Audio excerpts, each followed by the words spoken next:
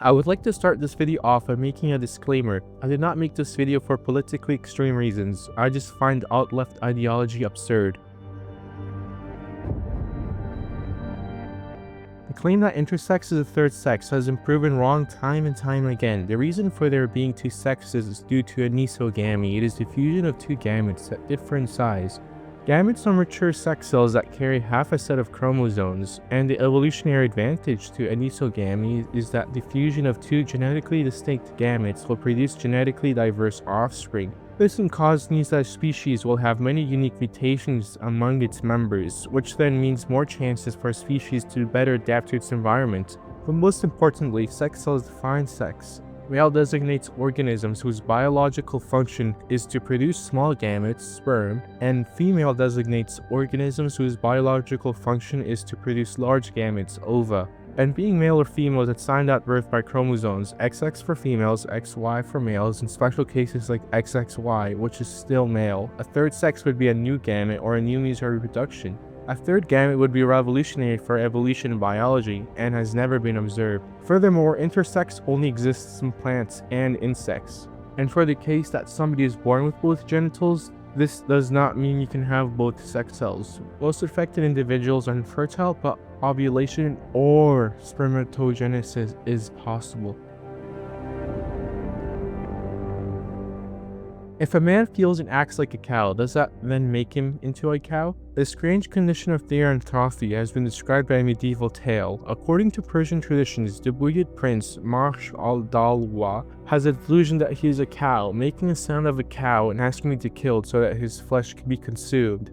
In this tale, if the Buyid prince were to ask people to treat him like a cow, does this then make him into a cow? Such a delusion can only be affirmed by the people around him. Anybody who is reasonable would know that even if a man feels and acts like a cow, he would still not be a cow. And by extent, reasonable people would not treat him like a cow. So if a man feels and acts like a woman and also claims that he is inherently a woman, this does not make him a woman.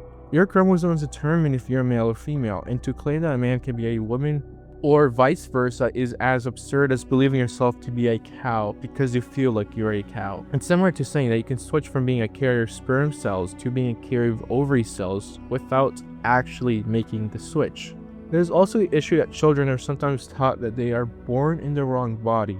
This is supposed to be gender affirmation, but who you're born as is who you are. There is no surgery that can allow for an individual to swap genders, and indoctrinating children into believing in gender dysphoria will cause unnecessary suffering and pain. What makes you, you is your consciousness, not your body.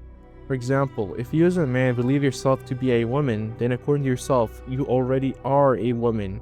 And people who believe themselves to be cows consider themselves cows. So people who change their bodies to fit their beliefs, does it mentally make them more of what they want to become? Whether it be a man wanting to be a woman or a cow, these people will consider themselves to be a woman or a cow no matter what. Children are exposed to the dangers of transitioning, and the effects are severe. A male child who takes estrogen and testosterone blockers will be mutilated for the rest of his life. One of the best known risks associated with estrogen use in males is infertility. In a new review, Schwartz noted that while some patients retain limited sperm production, many do not, and they exhibit testicular atrophy, hyalinization, and fibrosis, meaning shrinkage, scarring, and tissue changes that may signal elevated cancer risk. A recent systematic review studying the paper found that taking estrogen alongside testosterone blockers was linked to high proportions of sperm abnormalities or azoospermia. Complete loss of sperm. Some of these effects may be reversible, but others are not. Tissue studies following orchiectomies, surgical removal of testes, show widespread damage. This is the textbook definition of mutilation, and more broadly, other effects are as follows. Cross-sex hormone treatment causes brain damage in males. Elevated estradiol levels in males are associated with depression. Long-term use of estrogen in males is associated with cognitive impairment. Males on cross-sex hormones have an elevated risk of aggressive thyroid cancer. Rates of autoimmune diseases increase after cross-sex hormone treatment. Long-term cardiovascular risk goes up dramatically with cross-sex hormone treatment. Estrogen therapy increases insulin resistance in males. Estrogen therapy is likely a risk factor for acute pancreatitis. Males in cross-sex hormones have an elevated risk of testicular cancer. Medicalized transgender identified males have a higher mortality risk. Documented adverse drug reactions for patients on cross-sex hormones are extremely alarming. Supplementing estrogen to males is reckless and dangerous. Self-identified transgender men and women also regret characteristics of taking hormone treatment. The Lorniaks undergoing puberty is affected by what sex you are, and taking estrogen or testosterone as a child can lead to a Lorniaks which may be unsatisfactory later on. Apart from all of this, there is also the infamous suicidal rates among transgender individuals.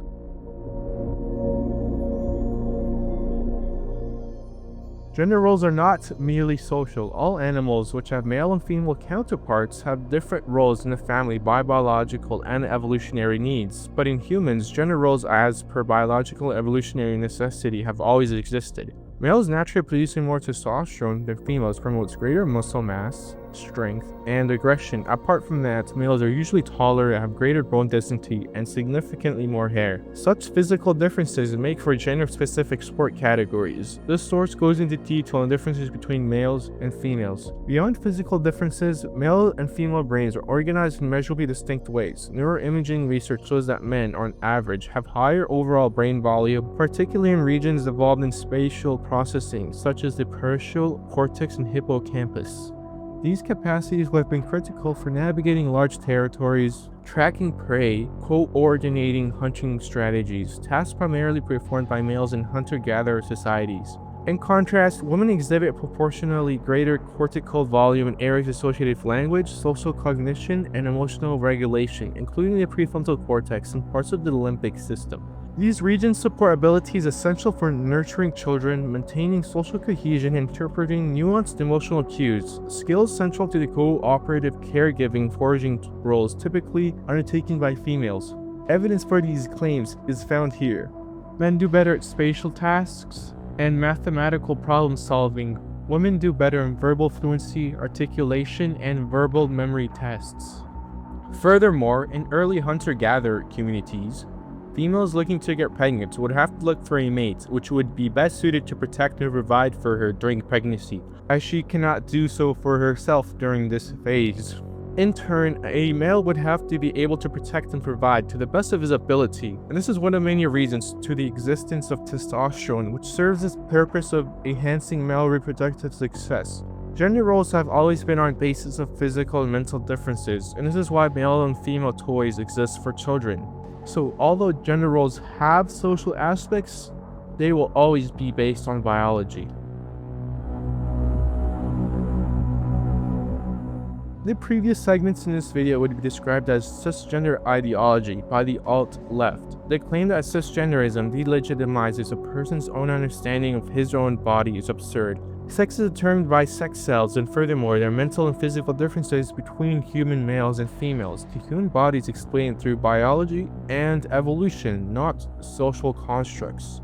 There's also the claim that cisgenderism delegitimizes a person's gender, which is stupid. Every living being has a fundamental tendency to survive and reproduce, which is called the biological imperative. In humans, oogamy is a method of reproduction, which is the union of a larger immobile gamete with a smaller mobile gamete.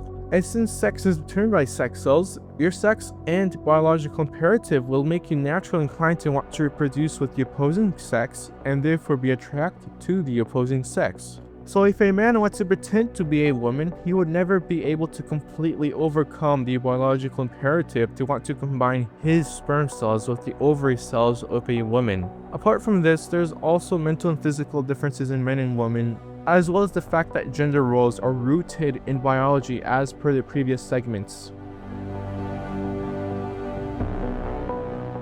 The following segment isn't a formal argument against alt-left ideology, but instead just my biggest gripe with alt-left ideology. As per the last segment, gender roles have always existed, and they were clearly present throughout history. Historical warriors such as the Crusaders, hoplites, and samurai did not die so that men can pretend to be women. Even though warriors of different cultures fought for different religions and ideologies, they all had one thing in common: masculine values. As an example of masculine values, I will bring up the Battle of Thermopylae. Around the start of the invasion, a Greek force of approximately 7,000 men, including an estimated 300 Spartans.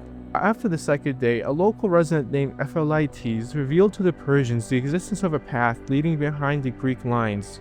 Subsequently, Leonidas, aware that his force was being outflanked by the Persians, dismissed the bulk of the Greek army and remained to guard their retreat, along with 300 Spartans and 700 Thespians. It has been reported that others also remained, including up to 900 Helots and 400 Thebans. With the exception of the Thebans, most of whom reportedly surrendered, the Greeks fought the Persians to the death. King Leonidas and his fellow Greeks gave their lives as men, not women. To fight as a man for one's family has always been on a biological basis, and has been extended socially as part of being masculine. And to neglect these biologically grounded values, to throw away femininity and masculinity, is denigrating our human nature. We must conserve biologically grounded masculine and feminine roles in men and women, as it is part of what makes us human. It is how evolution designed humans.